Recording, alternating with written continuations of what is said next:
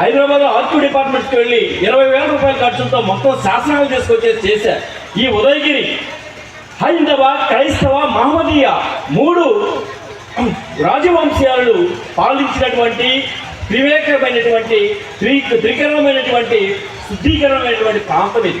ఇక్కడ ఎటువంటి గలాటాలు కానీ గోడుగా లేకుండా మత సామరస్యానికి చెందినటువంటి వ్యక్తి.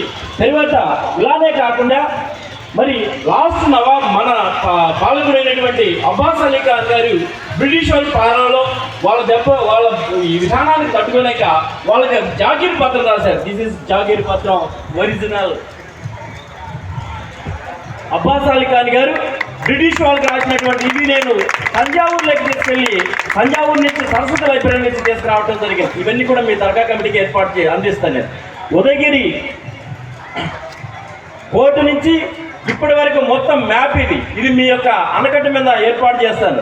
ఉదయగిరికి సంబంధించినటువంటి మొత్తం చరిత్రని పుస్తక రూపంలో రాసి ఉదయగిరిని పరిపాలన చేసి విజయనగర సామ్రాజ్యమైనటువంటి శ్రీకృష్ణదేవరాయల వంశీయులలో ఇప్పుడున్నటువంటి వాళ్ళ వంశీయుడు అబ్బాయి గారు శ్రీకృష్ణదేవరాయలు హంపీకి వెళ్ళి ఇవన్నీ కూడా చూపించాను.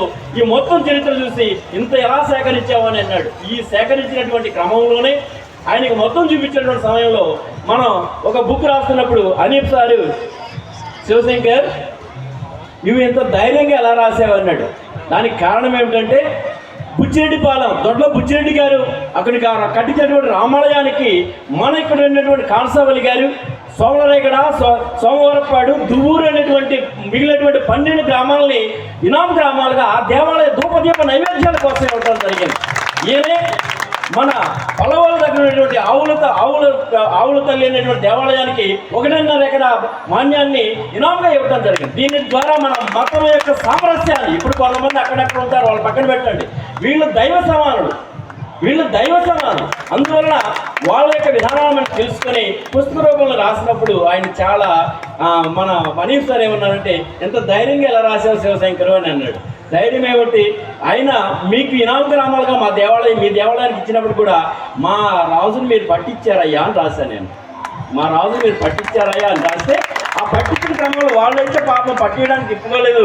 బ్రిటిష్ వాళ్ళ యొక్క ఒత్తిడి వల్ల పట్టించేసి ఇక్కడ మా ఇంట్లో వివాహం జరుగుతుందని చెప్పి మోసపూరితంగా వేరే వర్తమానం పంపించి ఇక్కడ పట్టుకున్నటువంటి ద్వారా ఇక్కడ ఉన్నటువంటి కొడవల దగ్గర నుండి వినిష్ అనేటువంటి కలెక్టర్ గారి బంగ్లాలు ఇలా బంధించడం, ఆ నుంచి గూడూరు బంధించడం, ఆ నుంచి చెంగల్పాడు బంధించడం మొత్తం ఫోటో ఆధారితంగా నేను చేయడం జరిగింది.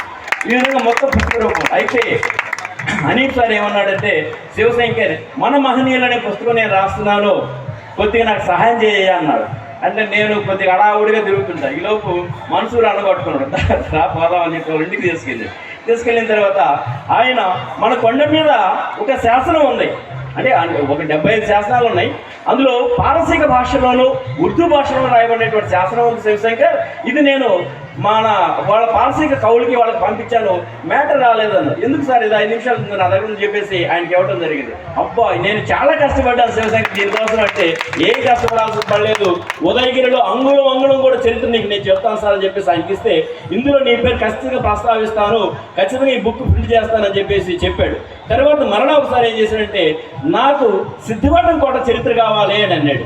నేను ఉదయగిరి, సిద్ధవటం, తర్వాత చంద్రగిరి, అద్దంకి మిగిలినటువంటి అన్ని కోటల హిస్టరీస్ అన్ని కూడా నేను చెప్తాను, అంగుళం చెప్తాను. పుస్తకంలో అన్ని రాశాను. తర్వాత మీకు తెలుసలేదు పొదిలి ఉంది. పొదిలి లింగప్ప అనేటువంటి కంచర్ల గోపన్న గారి చిన్నమ్మ కొడుకు మహమ్మదీయ రాజుల దగ్గర సేనాధిపతి